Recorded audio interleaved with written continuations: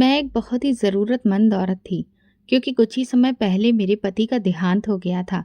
जब मेरी डॉक्टर नंद ने मुझे अस्पताल में नर्स की नौकरी दिलवा दी और फिर एक मेल पेशेंट के कमरे में मेरी ड्यूटी लगा दी, तो मैंने उसे मना किया, क्योंकि मैं एक विधवा थी। पर नंद कहने लगी कि फिक्र की बात नहीं है, वो कोमा में है। मैं उस आदमी के कमरे में रहकर उसका ख्याल रखने लगी। पर जब भी मैं सुबह सोकर उठती तो मेरे और उस बेहोश मरीज के कपड़ों पर पीले रंग के दाग दिख रहे होते।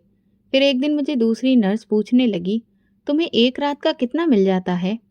ये सुनकर मुझे बहुत गुस्सा आया, पर मैं बर्दाश्त कर गई। अब मुझे शक होने लगा था कि ज़रूर कुछ गड़बड़ है, इसलिए मैंने चुपचाप रात की वीडियो रिकॉर्डिंग लगा दी। और जब सुबह उठकर मैंने उस वीडियो को देखा तो मेरी दुनिया ही पलट चुकी थी, क्योंकि वीडियो में साफ तौर पर दिख रहा था कि वो मरीज। आज मेरा पहला दिन था नौकरी पर। मैंने खुद को एक दुपट्टे से बहुत अच्छे से ढक रखा था और भगवान का नाम लेकर घर से निकल पड़ी। मेरी बड़ी नंद डॉक्टर अनामिका ने मेरे लिए अस्पताल में नौकरी लगवाई थी। वो कहती थी, अंजू, अपने पैरों पर खड़ा होना सीखो, लोगों पर बोझ मत बनो। और सच ये था कि मैं खुद भी किसी पर बोझ नहीं बनना चाहती थी। मेरे पति की मौत को 6 महीने बीत चुके थे। उनके साथ अचानक एक हादसा हो गया था, जिसके बारे में किसी को भी अंदाजा नहीं था। और फिर एक दिन वो हमेशा के लिए चले गए, मुझे अकेला छोड़कर। माँ बाप ने कहा कि वापस आ जाओ, लेकिन मैंने मना कर दिया। मैंने कहा नहीं, मैं अपने ससुराल से वापस नहीं आना चाहती, क्योंकि मेरी 3 भाभियाँ थीं और मैं बहुत अच्छे से जानती थी कि मायके में रहने वाली लड़कियों या फिर एक विधवा औरत का वजूद किस तरह से ये समाज तोलता है। आज जब मैं अस्पताल पहुंची तो अनामिका ने कहा, तुम्हारी ड्यूटी कोमा वाले मरीज के कमरे में है। मैं जरा सा रुकी। एक मर्द पेशेंट, अनामिका ने नरमी से कहा, वो बेहोश है अंजू, तुम्हें उससे कोई खतरा नहीं है और तुम्हारी सुरक्षा की जिम्मेदारी मेरी है। मैंने सिर हिला दिया और कुछ कहे बिना ही उस कमरे की तरफ बढ़ गई। मेरे दिल में अजीब सा भार महसूस हो रहा था, लेकिन मुझे खुद पर भरोसा भी था। अंदर दाखिल हुई तो देखा कि एक लंबा चौड़ा खूबसूरत नौजवान बिस्तर पर बिना किसी हलचल, बिना किसी हरकत के पड़ा हुआ था। उसके चेहरे पर अजीब सा सुकून था, जैसे कि वो बरसों से सो रहा हो। उसे देखकर मुझे बहुत ज्यादा अफसोस हुआ। हे भगवान, इस पर अपनी कृपा करना। अभी इसकी उम्र ही क्या है, इसकी कितनी जिंदगी अभी बाकी है। मेरे दिल से उसके लिए प्रार्थना निकली, शायद इसलिए क्योंकि मेरा पति भी बिल्कुल उसकी ही उम्र का और उसके जैसा ही दिखता था। लंबा, हैंडसम, कम बोलने वाला, और वो भी एक दिन इसी तरह से अचानक मुझे छोड़कर चला गया और हमेशा के लिए खामोश हो गया। मैं उस पेशेंट के पास बैठ गई। मेरी भगवान में बहुत आस्था है और इसी वजह से मैंने भगवान के कुछ भजन धीमी आवाज में गाने शुरू कर दिए। कमरे में सुकून छा गया था। कुछ देर तक मैं उसके पास बैठी रही और फिर उठकर उसके आसपास का जायजा लेने लगी। वहां पर कुछ भी करने के लिए नहीं होता था, इसलिए मैंने सोचा सो जाती हूँ। मैंने खुद से कहा और फिर मेरी आंख लग गई। सुबह जब मेरी आंख खुली तो शरीर में बहुत ही थकान सी महसूस हो रही थी, लेकिन दिल निश्चिंत था। लेकिन जैसे ही मैंने अपने कपड़े सही किए तो मुझे कुछ पीले रंग के धब्बे नजर आए। ये देखकर मैं घबरा गई। ये कैसे और कहाँ से? रात को तो कुछ भी नहीं हुआ था। मैंने तुरंत अनामिका से बात की। दीदी, मेरे कपड़ों पर कोई अजीब सी चीज लगी है। मैं नहीं जानती कि ये क्या है, लेकिन अजीब बात है। ये सुनते ही वो जैसे आग बबूला हो गई। अंजू, तुम्हें कोमा वाले पेशेंट के कमरे में लगवाना मेरी बहुत बड़ी गलती थी।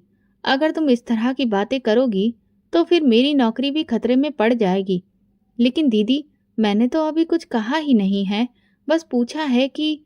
उन्होंने बीच में टोक कर कहा, बस कोई बात किसी से मत करना और अपने काम से काम रखो। मैं खामोश हो गई, लेकिन दिल में एक सवाल पैदा हुआ, क्या वाकई मैं गलत कर रही थी?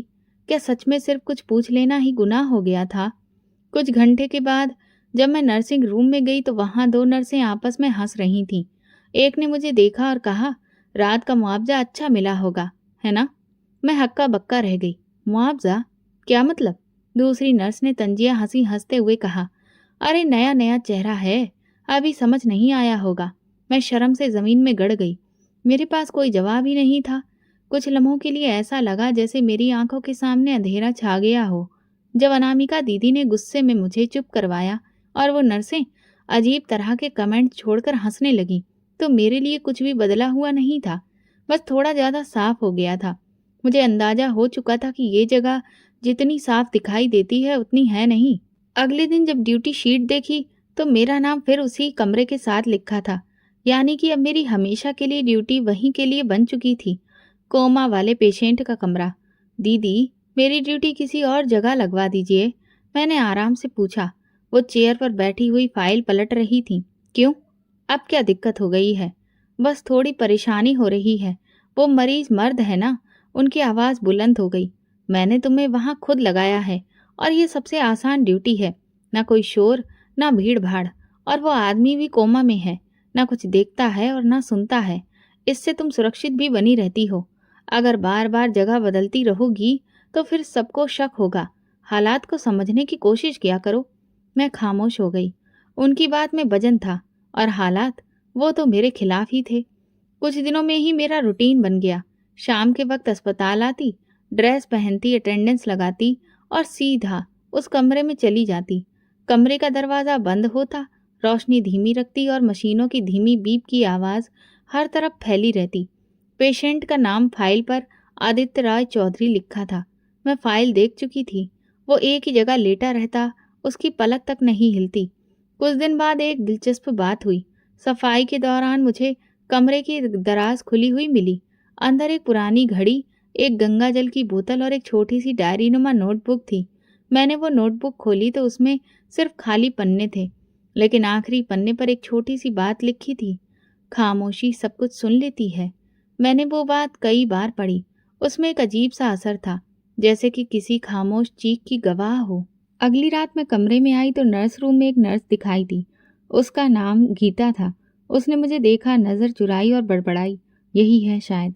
मैंने सुना पर अनसुना कर दिया। रात को हमेशा की तरह मैंने बाकी पेशेंट्स को दवाइयाँ दी, टेम्परेचर चेक किया और वापस अपनी ड्यूटी वाले रूम में आ गई। मैं आज अपने साथ एक बहुत अच्छी किताब लेकर आई थी। मैंने सोचा कि मैं पढ़कर आदित्य को सुनाऊंगी, क्योंकि कोमा में जो मरीज होता है वो कम से कम सुन तो सकता ही है ना। और वो बेचारा न जाने कब से इसी हाल में लेटा होगा। मैं काफ़ी देर तक उसे किताब पढ़कर सुनाती रही और फिर धीरे धीरे मुझे अजीब सी थकान महसूस होने लगी। मैंने सोचा कि कुछ देर के लिए झपकी ले लेती हूँ, लेकिन जब मैं जागी तो 3 घंटे गुजर चुके थे। मुझे झटका लगा। उसी वक्त मुझे ड्रिप लगानी थी। मैंने तुरंत ही अपना काम पूरा किया। एक दिन ऐसा हुआ कि वार्ड बॉय कमरे में आया और बोला, बाहर आपको डॉक्टर अनामिका बुला रही हैं, कुछ डॉक्यूमेंट्स पर साइन लेने हैं। मैंने अपने हाथ के दस्ताने उतारे और बाहर निकलने ही लगी थी कि मुझे ऐसा लगा कि कमरे का दरवाज़ा लॉक हो गया है। क्या इसे तुमने लॉक किया? मैंने वार्ड बॉय से पूछा। नहीं मैडम, दरवाज़ा तो खुद ही बंद हुआ, इसमें ऑटो लॉक सिस्टम है, उसने बेफिक्री से जवाब दिया। मुझे शक सा हुआ, मगर फिर खुद को समझा लिया कि शायद वाकई सिस्टम ही ऐसा हो। कुछ दिनों बाद एक और नर्स आई, शिवानी। वो मेरे पास आकर बोली, आपको पता है वो मरीज 5 महीने से इसी हालत में है। 5 महीने? मैं हैरत से दोहराया। हाँ, और कोई उसे देखने भी नहीं आता। बस एक बार कोई वकील सा आदमी आया था, वो भी पिछले महीने। बात छोटी थी लेकिन मेरे लिए बहुत बड़ी हो गई। ऐसा कैसे हो सकता है कि एक करोड़पति पेशेंट, वो भी इतना जवान, और कोई भी देखभाल के लिए नहीं। मैं अगली रात उसके हाथों को ध्यान से देख रही थी तो उसके नाखून कटे हुए थे, दाढ़ी भी अच्छे से बनी हुई थी, जैसे कि किसी ने अभी कुछ समय पहले ही उसका ख्याल रखा हो। मैंने उसकी पलकों को ध्यान से देखा तो वहां पर एक बार मुझे हल्की सी हलचल दिखाई दी। मैं चौंक गई। तुरंत मशीन की तरफ देखा। हर चीज़ नॉर्मल थी। ये सब इत्तेफाक था या कुछ और, समझ नहीं आ रहा था। एक दिन अस्पताल के स्टोर से दवा लेने गई तो स्टोर इंचार्ज ने कहा, आदित्य साहब के कमरे में कुछ दवाइयाँ स्पेशल आती हैं, वो तुम ले जाया करो। स्पेशल? लेकिन क्यों? वो तो कोमा में है ना।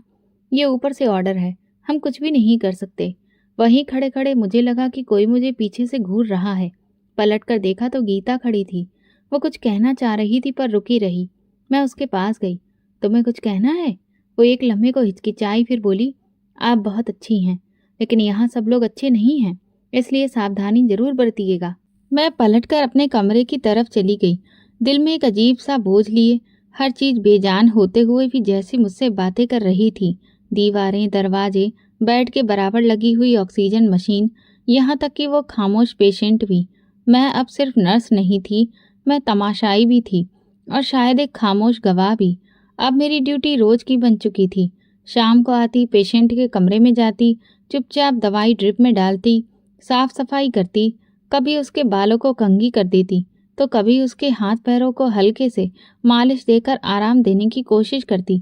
मुझे उस पर कभी कभी बहुत तरस आता था कि बेचारा लेटे लेटे इस तरह से कितना परेशान हो जाता होगा। इसलिए मैं ये सब कुछ हर किसी की नज़र से बचकर करती थी, क्योंकि मैं नहीं चाहती थी कि कोई भी मुझे उसकी सेवा इस तरह करते हुए देखे। क्योंकि मैं एक विधवा औरत थी और इससे मेरे चरित्र पर सवाल उठाए जा सकते थे। मैं अब हर रोज उसे कोई न कोई अच्छी नॉवेल पढ़कर सुनाती और फिर कोने में चादर ओढ़ कर सो जाती। इस पूरे काम के दौरान ना किसी से कोई बात होती, ना कोई दखल अंदाजी, लेकिन कुछ दिनों से एक अजीब सा रूटीन बन गया था जिसने मेरी नींद को भी सुकून से भर दिया था। हर सुबह आंख खोलती तो मेरे कपड़ों पर कुछ पीले धब्बे होते। पहले दिन सोचा कि शायद सफाई के दौरान कोई दवा या फिर कोई दूसरी चीज का धब्बा लग गया होगा, लेकिन अगले दिन फिर वही हुआ और फिर तीसरे दिन भी। एक दिन जब नर्सिंग रूम में मैं ड्रेस बदल रही थी तो एक नर्स आरती ने कहा, अंजू दीदी, आपकी ड्रेस तो बहुत ज़्यादा ही इस्तेमाल की गई लगती है। रात की ड्यूटी लगता है अच्छी उजरी। मैंने चौंक कर उसकी तरफ देखा। क्या मतलब है तुम्हारा? वो हंसने लगी। अरे दीदी, ये तो मजाक था, आप तो बहुत जल्दी गंभीर हो जाती हैं। फिर दूसरी नर्स नैना बोली, आरती छोड़ो भी, अंजू दीदी बहुत अच्छी औरत हैं, उन्हें ये सब बातें समझ में नहीं आती। मैं वहाँ से चुपचाप निकल गई, लेकिन अंदर कुछ खटकने लगा। ये धब्बे, ये बातें, ये इशारे, इन सब में कुछ अजीब जरूर था। फिर एक और वाकया हुआ। ड्यूटी के दौरान एक वार्ड बॉय दवा देने आया। मैंने उसे गुड इवनिंग कहा, लेकिन वो बिना जवाब दिए अंदर दाखिल हुआ। दवा रखी और पलटकर दरवाजे पर एक अजीब सी मुस्कुराहट के साथ बोला, आप बहुत ही बहादुर हैं मैडम। मैं हैरान रह गई। क्या मतलब? कुछ नहीं, बस ऐसे ही। और फिर वो चला गया। ऐसा पहली बार हुआ था कि किसी ने मुझे बहादुर कहा, लेकिन इस जुमले के पीछे क्या था मैं समझ नहीं सकी। अगली रात कमरे में दाखिल होते हुए मैंने दरवाजे का लॉक अच्छे से चेक किया। मुझे कुछ अजीब सा महसूस हुआ, जैसे क्लिक की आवाज़ अलग लग रही हो। जैसे दरवाज़ा बंद तो हुआ, लेकिन वाकई में मैंने देखा कि अंदर से कुंडी खुद ब खुद ही लग गई थी। फिर दिल में ख्याल आया कि शायद वाकई सिस्टम में कुछ खराबी है। मैंने मोबाइल निकालकर वीडियो बनाने की कोशिश की, मगर अंदर तो नेटवर्क काम ही नहीं कर रहा था। एक तरफ दीवार पर एक पुराना वेंटिलेटर लगा था जो अक्सर खुद ब खुद ही हल्का सा शोर करता था, जैसे कोई धीरे धीरे सांस ले रहा हो। मैंने इस बार ध्यान दिया तो महसूस हुआ कि ये शोर धीमे धीमे आता है और ठीक उसी वक्त बंद हो जाता है जब मैं बुक पढ़ रही होती हूँ। उस रात मैंने कमरे की कुछ चीज़ों में बदलाव कर दिया। मैं बिस्तर के ठीक नीचे से जाते हुए फर्श पर नमक की एक बारीक सी लाइन बना दी। सोचा शायद किसी कीड़े मकोड़े का आना जाना हो, लेकिन जब मेरी सुबह आँख खुली तो वो लाइन जमी हुई नहीं थी, बल्कि काफ़ी हिल चुकी थी। कुछ जगह से मिट्टी भी हटी हुई थी और मेरे कपड़ों पर वही धब्बे थे। अब मैं डर नहीं रही थी, बस सतर्क थी। इसके पीछे कोई राज जरूर है। कुछ दिनों बाद मेरी नंद ने मुझे कैंटीन में बुलाया। वहां बैठकर वो बोली, अंजू, तुम्हारी बार बार शिकायतें हो रही हैं, अपनी हरकतों पर ध्यान दो। मेरी कौन सी हरकतें? मैं तो सिर्फ अपने कपड़ों पर लगने वाले धब्बों के बारे में। बस करो अंजू, अगर ये नौकरी तुम्हें रखनी है तो खामोश रहना सीखो। ज्यादा सवाल करोगी तो फिर यहाँ के दरवाजे भी तुम्हारे लिए बंद हो जाएंगे। मैं चुपचाप अपना सिर हिला दिया, लेकिन दिल में एक फैसला कर लिया था कि अगली ड्यूटी से पहले मैं अपने पति का पुराना कैमरा साथ लाऊंगी। वही कैमरा जो उन्होंने मुझे पिछली एनिवर्सरी में गिफ्ट में दिया था। वही कैमरा मेरे सवालों का जवाब देगा। कुछ तो है, कुछ अजीब इशारे हैं जो लगातार मुझे कुछ समझाने की कोशिश कर रहे हैं, और शायद अगली रात वे इशारे साफ हो जाएंगे। जब वो रात आई जिसमें मैंने अपने पति का पुराना कैमरा उठाया तो दिल में अजीब सी घबराहट थी। वो कैमरा मेरे लिए सिर्फ एक चीज नहीं थी, एक निशानी थी उस जिंदगी की जो अचानक मेरे हाथों से रेत की तरह निकल गई थी। कैमरे की बैटरी चार्ज की और एक खुफिया जगह पर माइक्रो SD कार्ड डाला और सोचा कि अब इसे कहाँ लगाऊं कि सब कुछ रिकॉर्ड हो जाए और किसी को शक भी ना हो। उस रात मैंने वही किया जो मेरे दिल ने कहा। कैमरा मैंने एक नई जगह पर लगाया, पेशेंट के बिस्तर के ठीक बाईं तरफ। सामने कमरे की लाइट धीमी रखी, जैसे हमेशा रखती थी, ताकि माहौल में कोई भी बदलाव महसूस ना हो। मैंने सारा काम पूरा किया और रोज की तरह अपनी जगह पर चादर ओढ़कर लेट गई। लेकिन इस बार सोने का कोई भी इरादा नहीं था। मैं हर आहट पर कान लगाई थी, लेकिन चुपचाप आंखें बंद किए लेटी रही। लेकिन मेरा जहन पूरी तरह से जाग रहा था। रात के किसी पहर, शायद 2 बजे के बाद, मुझे ऐसा महसूस हुआ जैसे कमरे में हल्की सी हरकत हुई है। दरवाजे की चरमराहट, फर्श पर हल्की सी सरसराहट और किसी साए जैसा कुछ। मगर मैंने खुद को बिल्कुल हिलने नहीं दिया। कुछ देर बाद वही खामोशी फिर लौट आई।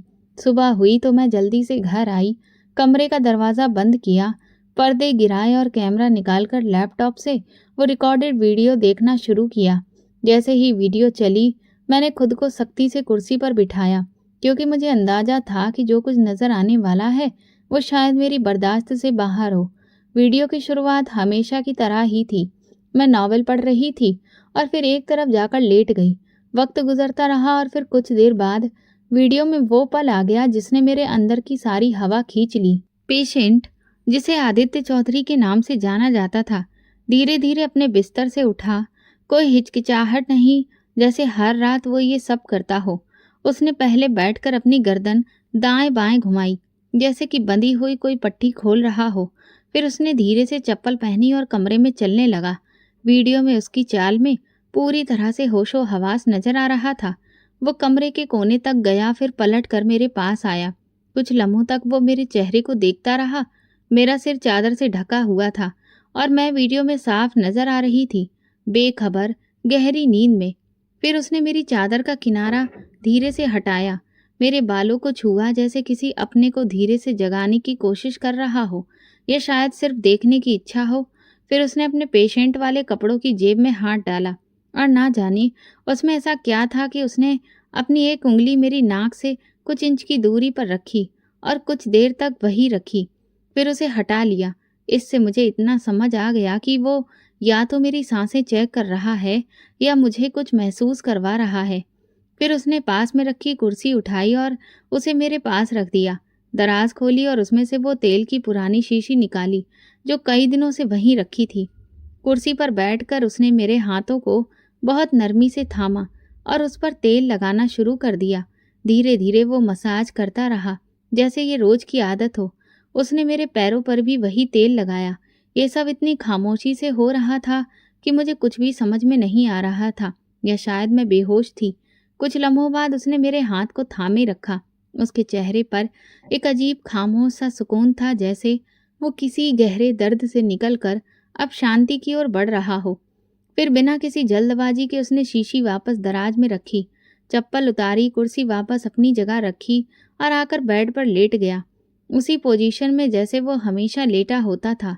मैंने वीडियो रोक दी। मेरे हाथ कांप रहे थे, दिल तेजी से धड़क रहा था। दिमाग में बस एक बात गूंज रही थी, ये इंसान कोमा में नहीं है। मैंने तुरंत मोबाइल उठाया और अनामिका दीदी को कॉल किया, लेकिन उनका नंबर बंद आ रहा था। मैंने वीडियो फिर से चलाया और कुछ स्क्रीनशॉट्स ले लिए, सबूत के तौर पर। दोपहर को जब मैं अस्पताल पहुंची तो वार्ड में दाखिल होते ही वही शख्स मिला जिसने कुछ दिन पहले मुझे बहादुर कहा था। उसने फुसफुसाते हुए कहा, आपने वो वीडियो देख ली? मैं चौंक गई। उसे कैसे पता? वह आगे कुछ नहीं बोला, बस गर्दन झुकाकर वहां से चला गया। मैं समझ गई कि यहाँ और भी लोग हैं जो सब जानते हैं, मगर चुप हैं। मैं सीधा अनामिका दीदी के ऑफिस गई, दरवाज़ा खटखटाकर अंदर गई और बिना कुछ कहे मोबाइल उनके सामने रख दिया। वीडियो चला दी। वो पूरी वीडियो चुपचाप देखती रही। जब वीडियो ख़त्म हुई तो उन्होंने मोबाइल मेरी ओर वापस धकेला और कहा, ये सब नकली है, शायद तुम्हें सपना लगा हो। तुम्हारी वीडियो अस्पताल के मैनेजमेंट पर सवाल उठा रही है। तुम अपनी नौकरी खुद खतरे में डाल रही हो। मैंने दृढ़ता से कहा, ये सपना नहीं है, ये हकीकत है, और अब ये बात मुझ तक नहीं रहेगी। उन्होंने कठोर लहजे में कहा, अंजू, इस वक्त तुम बहुत जज्बाती हो, बेहतर होगा कुछ दिन की छुट्टी ले लो। मैंने जवाब दिया, नहीं, मैं अपनी ड्यूटी पर आऊँगी, वहीं उसी कमरे में। वो मुझे घूरती रह गई और मैं ऑफिस से निकल आई। शाम को जब मैं स्टोर रूम से दवाइयाँ लेने गई तो एक नर्स मेरे पास आई और धीरे से बोली, वो इंसान जो बेड पर है सिर्फ सोता नहीं है, वो देखता है और सुनता भी है। मैंने पूछा, तुम्हें कैसे पता? वो बोली, कभी कभी जब मैं कुछ वहां करती हूँ तो वो मुस्कुराता था। मैं उसी दिन समझ गई थी कि कुछ सही नहीं है। अब मेरे सामने सिर्फ एक रास्ता बचा था, अगली रात उसके सामने सच्चाई रखना। मैंने वीडियो बार बार देखा, हर बार ये उम्मीद लेकर कि शायद ये नज़र का धोखा हो, कोई टेक्निकल खराबी, कोई फ्रेम कट गया, कुछ तो ऐसा हो जिससे लगे कि मैं गलत हूँ। लेकिन हर बार हकीकत और साफ हो जाती। वो इंसान जिसे दुनिया कोमा का पेशेंट समझ रही थी, पूरी तरह से होश में था। उसकी आंखों की हरकत, उसके शरीर की गतिविधि, उसका सारा व्यवहार, सब उसके होश में होने का सबूत दे रहे थे।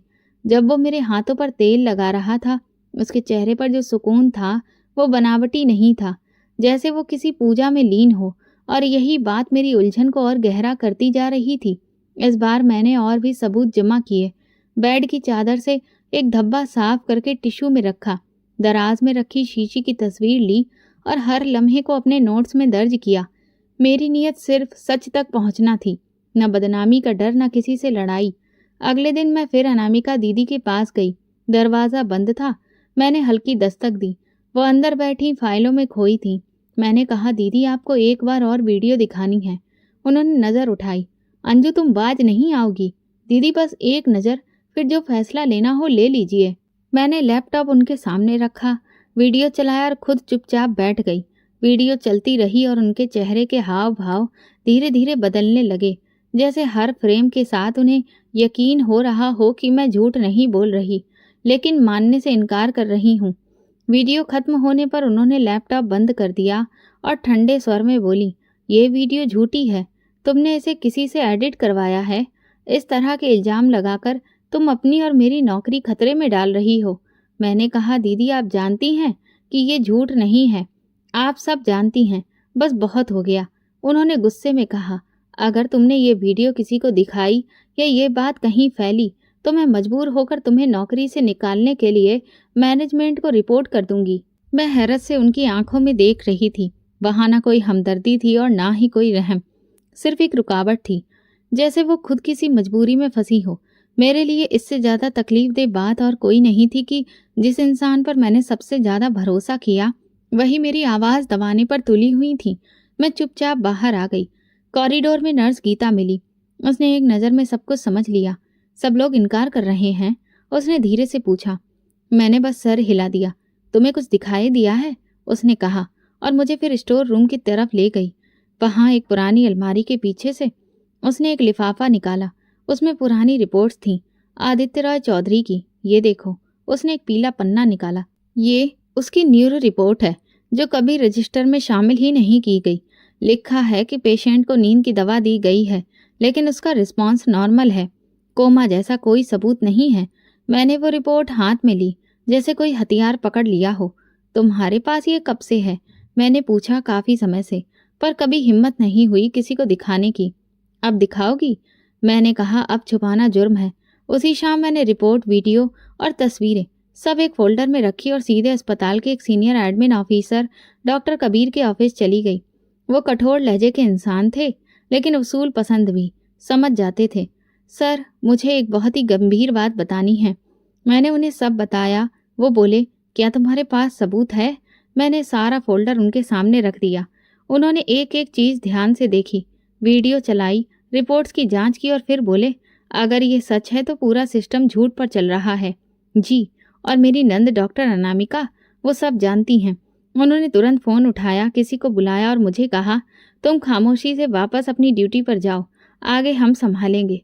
उसी रात मेरे दिल ने यह फैसला ले लिया कि अब जो भी हो सच्चाई से पीछे नहीं हटूंगी। कमरे में आई तो आदित्य हमेशा की तरह खामोश पड़ा था, पर आज पहली बार उसे देखकर मैं ना डरी हुई थी ना घबराई हुई, क्योंकि अब मैं जान चुकी थी कि वो बेहोश नहीं, सिर्फ चुप है। और अब मैं भी चुप नहीं रहूंगी।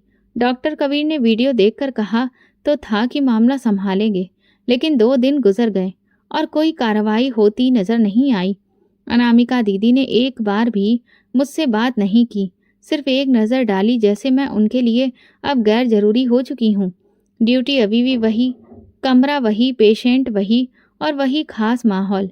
मैं सोचने लगी कि सिर्फ वीडियो और ज़ुबानी शिकायत काफ़ी नहीं है। मुझे सबूत चाहिए जो सिर्फ दिखे नहीं, पढ़े भी जा सकें। उसी रात मैंने एक प्लान बनाया। नाइट ड्यूटी के दौरान जब ward boy clerk store room में गया, मैं खामोशी से नर्सिंग रूम के पीछे गई, जहाँ पेशेंट्स की फाइल रखी जाती थी। फाइलों को एक एक करके देखने में मैंने समय बर्बाद नहीं किया। सिर्फ आदित्य राय चौधरी का नाम ढूंढा और तुरंत कमरे में वापस आ गई। दरवाज़ा बंद किया, बेड लैंप जलाया और फाइल खोली। पहले पन्ने पर लिखा था, patient deep coma monitored 3 months. ये वही बात थी जो सब कहते आए थे, लेकिन अगले पन्ने पर एक और कागज़ चिपका हुआ था, जैसे जल्दी में जोड़ा गया हो। उस पर एक छोटा सा नोट लिखा था, नाम Aditya Rai Chaudhary, condition stable, under protective observation. Aditya Rai Chaudhary, ये नाम अब ऐसा लगने लगा जैसे मैं पहले भी सुन चुकी थी। कुछ महीने पहले मेरे पति के साथ जब मैं एक जगह पर गई थी, तब उसने बताया था कि आदित्य राय चौधरी एक बहुत बड़ा बिजनेसमैन है। रियल एस्टेट, टेक्सटाइल और बहुत सारे इंस्टीट्यूशंस, हर जगह उसी का नाम था। मैं और पन्ने पलटने लगी। रिपोर्ट्स में कुछ चीज़ें गायब थीं, जैसे कोई जानबूझकर जानकारी छुपा रहा हो। एक पुरानी एक्सेल रिपोर्ट के पीछे एक हाथ से लिखी डिटेल नजर आई, possible found please suspect case referred. मैंने वो फाइल दुपट्टे में लपेटकर वापस रख दी। अब दिमाग में एक नया सवाल था, अगर ये इंसान इतना पावरफुल है तो फिर इसे यहाँ क्यों छुपाया गया है, और कौन चाहता था कि ये कभी ना जागे। अगले दिन मैंने अस्पताल की पुरानी नर्स संगीता दीदी से बात करने का फैसला किया। वो सुबह की शिफ्ट में आती थी और बीते 20 साल से ये काम कर रही थी। अस्पताल की दीवारों जैसी खामोश, लेकिन सब कुछ जानने वाली। कैंटीन में चाय लेते हुए मैंने पूछा, दीदी आप आदित्य के बारे में कुछ जानती हैं? वो लम्हा भर रुकी। क्यों पूछ रही हो? बस ऐसे ही, कुछ रिपोर्ट्स अजीब हैं और वो ऐसा पेशेंट नहीं लगता जैसा बताया जाता है। उन्होंने इधर उधर देखा, फिर धीरे से बोली, तुम्हें कोई धमकी तो नहीं मिली? अभी तक नहीं, मगर सच जानने की सजा कब तक दूर रहती है? संगीता दीदी थोड़ी देर खामोश रही, फिर धीरे से बोली, ये इंसान कुछ महीने पहले जहर खुरानी के केस में आया था। इसकी हालत बहुत नाजुक थी, लेकिन ये बच गया। पुलिस में रिपोर्ट दर्ज हुई, लेकिन अगले ही दिन कार्रवाई बंद कर दी गई। क्यों? मैंने पूछा। कहा गया कि फैमिली को शक है कि ये अपनी जान लेने की कोशिश कर रहा था, मगर वो खुदकुशी नहीं थी अंजू। मैंने उसके कपड़ों पर निशान देखे थे, और सबसे बढ़कर जब वो होश में आया था तो खुद बोलकर उसने कहा था कि मुझे मेरे अपने मारना चाहते हैं। फिर ये सब छुपाया क्यों गया? क्योंकि उसने खुद कहा था कि उसकी जिंदा होने की खबर बाहर नहीं जानी चाहिए। उसने कहा, मुझे मरने के करीब समझकर जो चेहरे बेनकाब हो रहे हैं उन्हें पूरी तरह बेनकाब होने दो। मैं दंग रह गई। तो वो कोमा में नहीं था? नहीं बेटी, उसने सिर्फ एक ड्रामा किया है ताकि असली मुजरिम सामने आए। आपने ये बात किसी को नहीं बताई।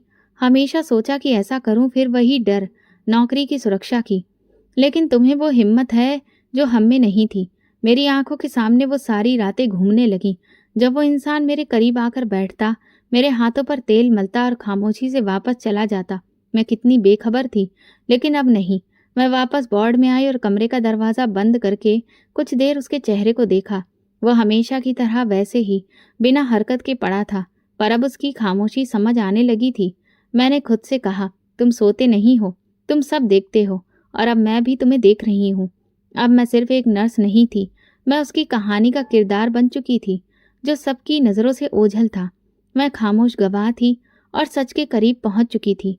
संगीता दीदी की बातें मेरे दिमाग में गूंज रही थीं। वो जो कुछ कहकर गई थीं, वो बस राज नहीं थे, एक भारी जिम्मेदारी भी थी। आदित्य चौधरी जिंदा था, होश में था, और खुद को मुर्दा दिखाकर अपने ही लोगों को बेनकाब कर रहा था।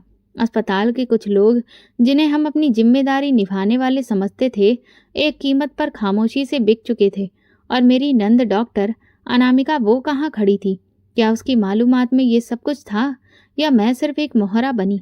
दिल चाहा कि उसे फिर से टटोल लूं, सवाल करूं, मगर अब मैं जान चुकी थी कि मेरे सवाल उसे नहीं, उस इंसान से होने चाहिए जिसने खुद को मुर्दा जाहिर किया है, जिसने मुझे रातों रात अपने पास बिठाया और खामोशी से तमाशा देखता रहा।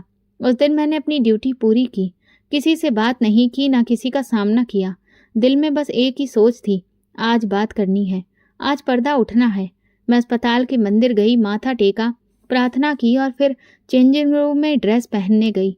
आज मैंने अपने पति की दी हुई वो घड़ी पहनी जो मैं सिर्फ खास मौके पर पहनती थी। दिल में मजबूत इरादा था, कमजोरी नहीं।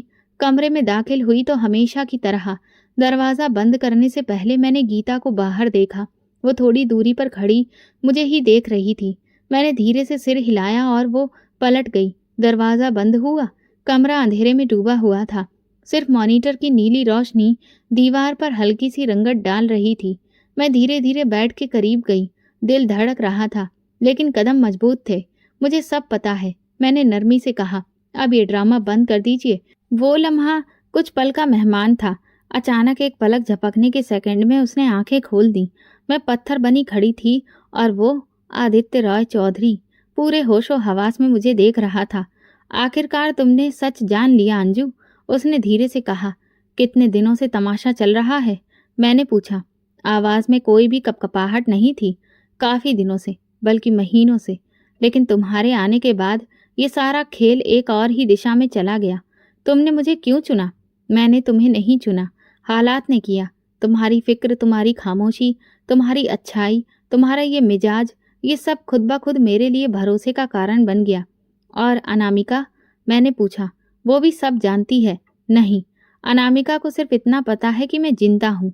बाकी कहानी उसके लिए भी छुपा ली गई है, लेकिन वो खुद को सुरक्षित रखना जानती है। तुम्हारी खामोशी मेरे लिए मुश्किल थी। तुम जानते थे कि मैं क्या कह रही हूँ, फिर भी खामोश रहे। वो लम्हे भर को चुप रहा, फिर बोला। मैं मजबूर था। अगर किसी पर भरोसा करता तो सब कुछ बर्बाद हो जाता। तुम पर भी शक था, लेकिन तुमने खुद ही सब साफ कर दिया। अब क्या चाहते हो? सच का पूरा चेहरा दिखाना चाहता हूँ। मेरे अपने करीबी भाई बहन, बिजनेस पार्टनर्स, सब ने मुझे खत्म करने का प्लान बनाया। जहर दिया, गाड़ी के ब्रेक फेल करवाए और फिर अस्पताल में एडमिट करवा के मेरी मौत की खबर फैला दी। और तुमने चुपचाप सब सह लिया, यहाँ छुपकर रहना मंजूर किया। नहीं अंजू, मैंने वक्त को खरीदा है। यहाँ से बाहर हर चीज़ खतरनाक है, लेकिन अंदर से मैं एक एक चीज़ को नोट कर रहा हूँ। मेरे वकील, मेरे खुफिया गार्ड्स और कुछ वफादार लोग पूरी रिपोर्ट तैयार कर रहे हैं। सिर्फ एक खास वक्त का इंतज़ार है। और तब तक मैं क्या करती रहूँ? अब तुम्हें कुछ नहीं करना है। तुम सिर्फ मेरी सच्चाई की गवाह बन चुकी हो। मैं कुर्सी खींचकर उसके पास रखी और बैठ गई। मैं कोई तमाशा देखने वाली नहीं हूँ आदित्य। मैंने इस अस्पताल की दीवारों के पीछे बहुत कुछ सहा है, और जो कुछ होगा उसमें मेरा भी हिस्सा होगा। वो मुस्कुराया। तुम्हारा हिस्सा तो सबसे मजबूत है। शायद इस कहानी की शुरुआत तुम ही हो। हम खामोश हो गए। कमरे में सिर्फ मशीनों की हल्की आवाज़ बाकी रह गई। मैं उस रात सोई नहीं, वो भी नहीं। पहली बार दो जागते हुए इंसान उस कमरे में एक साथ थे, बिना पर्दे, बिना झूठ के। सुबह हुई तो बाहर रोशनी थी, मगर मेरे अंदर पहली बार सुकून था, क्योंकि अब मेरे सामने कोई पर्दा नहीं था। जब आदित्य ने नरमी से कहा, मैं जानता था कि तुम सब समझ जाओगी, तो मेरे कदम खुद ब खुद पीछे हटे। उसके लहजे में तसल्ली थी, मगर मेरे दिल में भारी गुस्सा उभरने लगा। मैंने गहरी सांस ली और बिना किसी झिझक के कहा, तुमने मेरे भरोसे का फ़ायदा उठाया। तुमने मुझे हर रात इस कमरे में रखा, अपनी सच्चाई छुपाकर मुझे तमाशा बनाया। वो कुछ देर खामोश रहा, फिर धीरे से बोला, नहीं अंजू, मैंने तुम्हें आजमाया। किसी इंसान के किरदार को परखने के लिए वक्त लगता है, और मैं हर कदम पर देख रहा था कि कौन मेरी गैर मौजूदगी में वफादारी निभाता है। तुमने वो सब किया जिसे कोई वैल्यू भी नहीं करता। मैं रुख मोड़ा, जैसे अपनी नाराजगी को छुपाना चाहती थी, लेकिन सच यही था कि उसकी बातों में भी वजन था। मुझे अपनी खुददारी की कुर्बानी नहीं देनी थी, लेकिन ये भी मानना पड़ा कि जो इंसान इतनी बड़ी साजिश के खिलाफ अकेला खड़ा हो, वो किसी पर भी तुरंत भरोसा नहीं कर सकता। तुम्हें कब पता चला कि मैं शक करने लगी हूँ? मैंने पूछा। उसी दिन जब तुमने मेरा हाथ झटका। उस रात मैंने पहली बार तुम्हारी आंखों में भरोसे की जगह सवाल देखे थे। मैं कुर्सी पर बैठ गई। आदित्य अपनी उसी पोजीशन में लेटा रहा, मगर उसकी आंखों में वो गहराई थी जो सच छुपाने वालों में नहीं होती। तुम इस सब से क्या निकालना चाहते हो? मैंने साफ शब्दों में पूछा। इंसाफ, और उसकी जमानत जो मेरे लिए खड़ी हुई जब सबने मेरा साथ छोड़ दिया। वो बात मेरे दिल में जैसे तीर की तरह लगी। एक लम्हा आया कि मैंने सोचा, क्या वाकई मेरा होना इतना खास हो गया था? मैंने कुछ नहीं मांगा, ना कुछ माना, मगर फिर वही ख्याल आया, शायद भगवान ने मुझे एक मकसद के लिए यहाँ भेजा था। अब तुम क्या करने वाले हो? मैंने बात आगे बढ़ाई। मेरी लीगल टीम मेरे दस्तखत का इंतज़ार कर रही है। जैसे ही मैं पूरी तरह से अस्पताल से निकलने के काबिल हो जाऊंगा, मेरे भाई बहनोई और 2 पार्टनर्स के खिलाफ क्रिमिनल केस फाइल हो जाएगा। सब कुछ कानूनी तरीके से होगा और अस्पताल का क्या? यहाँ तो सबने खामोशी खरीद ली है। डॉक्टर कबीर मेरा आदमी है, वही मेरा खास था। उसे भी भरोसा दिलाना मुश्किल था, मगर अब वो सब कुछ संभाल रहा है। अनामिका को भी बाहर निकलना होगा, बस वक्त का इंतजार है। वो मेरी ननद है, मैंने अचानक कहा। मुझे समझ नहीं आता वो इस सब में क्यों खामोश रही। आदित्य ने नरमी से कहा, शायद वो सिर्फ सुरक्षित रहना चाहती थी। वो कुछ लोग जालिम नहीं होते, सिर्फ कमज़ोर होते हैं। वो जवाब में मेरे दिल को चुभ गया था। सच था, लेकिन उसे एक्सेप्ट करना मुश्किल था। तुम्हें कैसे पता कि मैं तुम्हारे साथ हूँ? मैंने अचानक पूछा। तुम यहाँ बैठी हो, यही काफ़ी है। उसकी आंखों में मुझे साफ साफ देख रही थी। उसकी नज़र में कुछ पाने की इच्छा नहीं थी, बल्कि शुक्रिया था। उसी रात जब मैं अस्पताल से निकली तो पहली बार मैंने अपने दिल में सुकून महसूस किया। मैंने नर्सिंग रूम पर जाकर अगले 3 दिन की ड्यूटी का वक्त बदलवाया। इरादा था कि इन 3 दिनों में वो हर चीज़ देखूं, सुनूं और नोट करूं जो इस साजिश का हिस्सा हो सकती थी। अगले दिन संगीता दीदी को अपने भरोसे में लिया। उसने कहा, अगर कुछ भी हो, अगर कोई भी तुमसे सवाल करे तो बस ये कहना कि अंजू पेशेंट की प्राइवेसी का ख्याल रख रही है। उन्होंने मेरी बात के जवाब में अपना पर्स खोला और अंदर से पुराना फ़ोन निकाला। ये उस दिन का है जब उसके भाई पहली बार यहाँ आए थे। मैंने उस दिन इसमें कुछ रिकॉर्डिंग सुरक्षित कर ली थी। मैं हमेशा सोचती रही कि कब दूं, लेकिन अब वक्त आ गया है। मैंने फ़ोन लिया। रात को घर जाकर उसकी ऑडियो चेक की। आदित्य के भाई की आवाज़ थी। ये कमबख्त अभी तक मरा क्यों नहीं है? डॉक्टर को और डोज बढ़ानी होगी। जायदाद के कागजात पर दस्तखत किए बिना मर गया तो सारा का सारा प्लान बर्बाद हो जाएगा। मेरे हाथ एक और सबूत लग गया। मैंने वो क्लिप कॉपी करके सुरक्षित कर ली। अगली सुबह मैंने आदित्य को सुनाई। उसने खामोशी से सुनी, आंखें बंद कर लीं और कहा, और खेल खत्म होने को आ गया है। मैंने कहा, नहीं, अभी एक कदम बाकी है। कौन सा?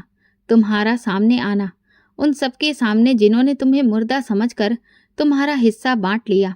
वो मुस्कुराया, धीरे से बोला, तो मेरा साथ दोगी? अब मैं पीछे नहीं हट सकती। हम दोनों जानते थे ये सिर्फ साजिश नहीं थी, एक नई हकीकत की शुरुआत थी। और उस हकीकत में मेरा किरदार खत्म नहीं हुआ था, बल्कि अब शुरू हुआ था। जब मैंने आदित्य को वो ऑडियो सुनाई, उसकी पलकें भी नहीं झपकी, जैसे वो हर बात पहले से जानता हो। मगर उस लम्हे के बाद उसकी खामोशी बदल गई थी। अब वो बार बार नोटिस देखता, कॉल्स करता, फाइलों की चेकिंग करवाता, जैसे एक जंग का आखिरी प्लान बाकी हो और वो उसे खुद पूरा करना चाहता हो। मैं सिर्फ देख रही थी, सुन रही थी और सीख रही थी। ये वो दिन थे जब मुझे एहसास हुआ कि कोई इंसान अगर अकल और सब्र से काम ले तो पूरी दुनिया की साजिश भी उसे तोड़ नहीं सकती।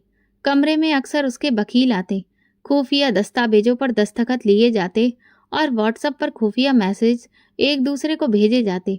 मैंने एक दिन पूछा, क्या यह सबसे सुरक्षित तरीका है? आदित्य ने जवाब दिया, यही सुरक्षित है। वो लोग मुझसे ज़्यादा समझदार हैं, लेकिन लापरवाह ज़रूर हैं। उनकी मक्कारी ने उन्हें बेनकाब कर दिया है।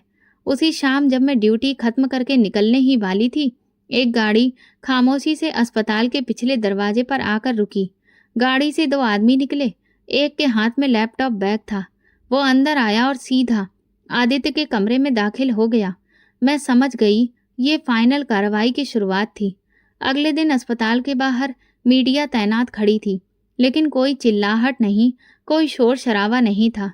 खामोशी से पुलिस की 2 गाड़ियां आईं और 3 लोगों को अस्पताल के अमले के रास्ते से हिरासत में लेकर निकल गईं। उनमें वही 2 चेहरे शामिल थे जो मैंने आदित्य की फाइल में दस्तखत करते देखे थे।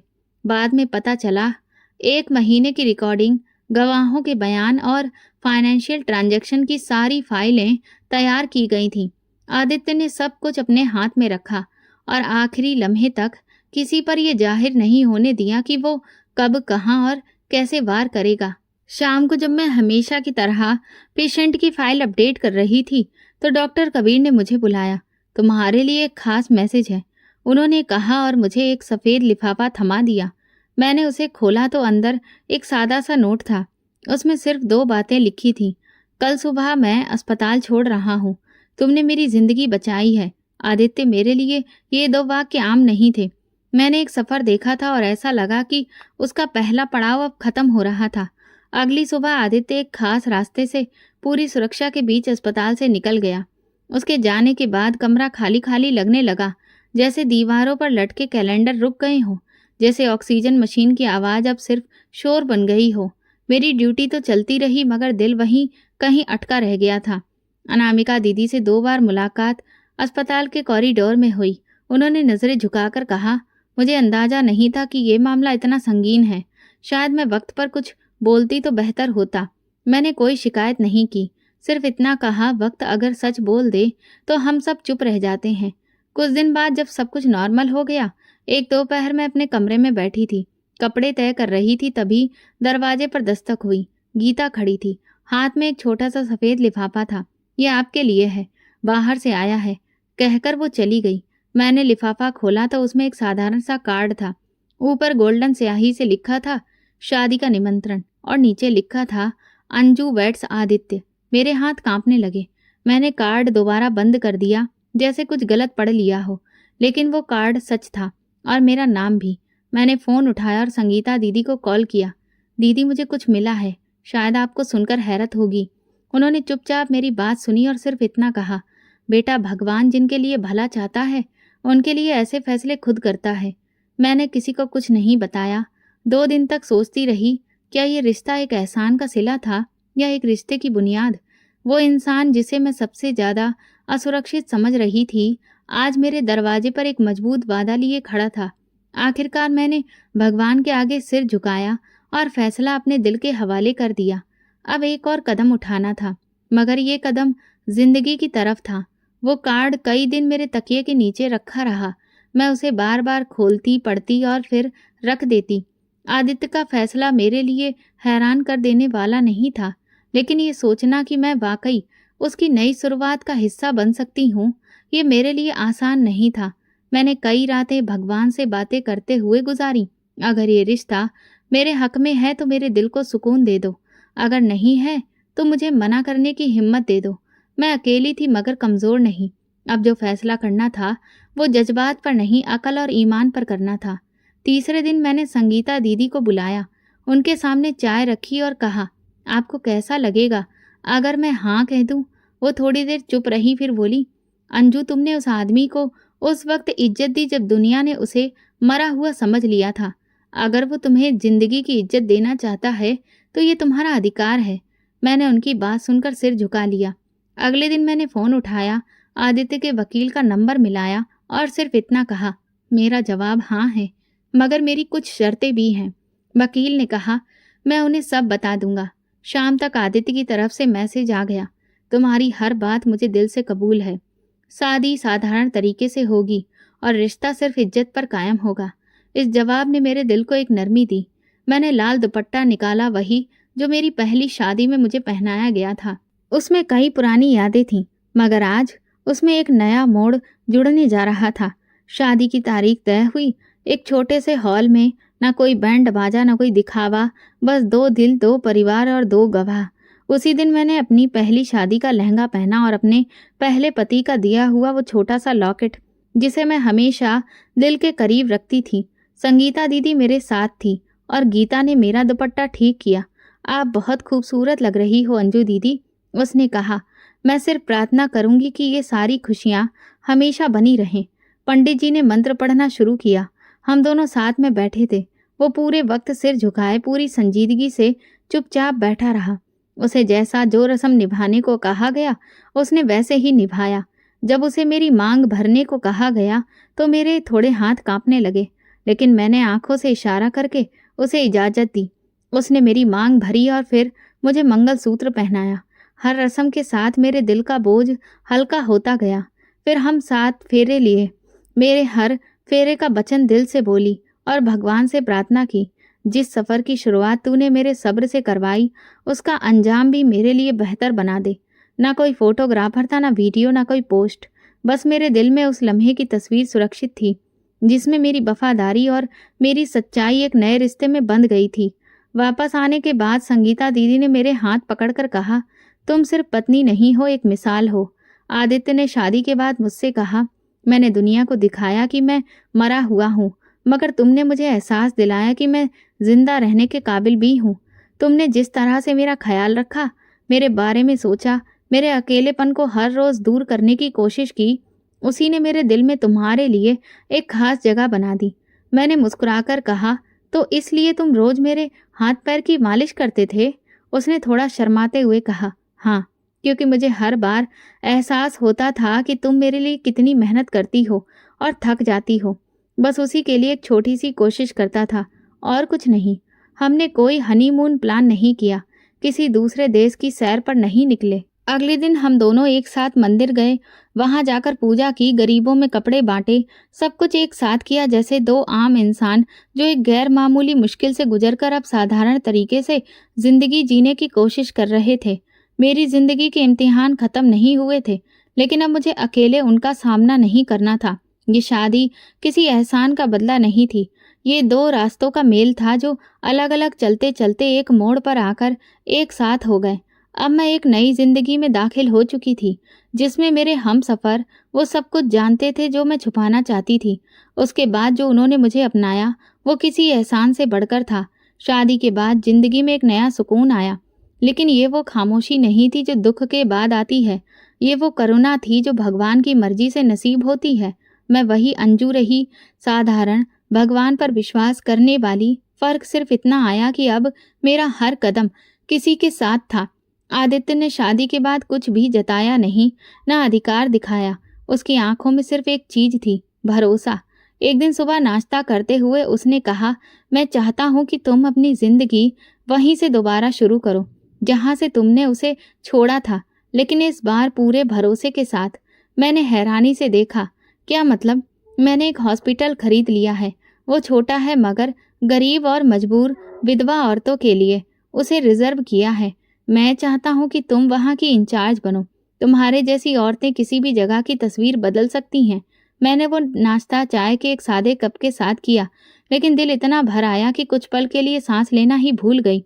अगर मेरे होने से किसी का दिल हिम्मत से भर सकता है तो मैं जरूर जाऊंगी। कुछ हफ्तों के बाद मैंने एक नया डिपार्टमेंट संभाल लिया।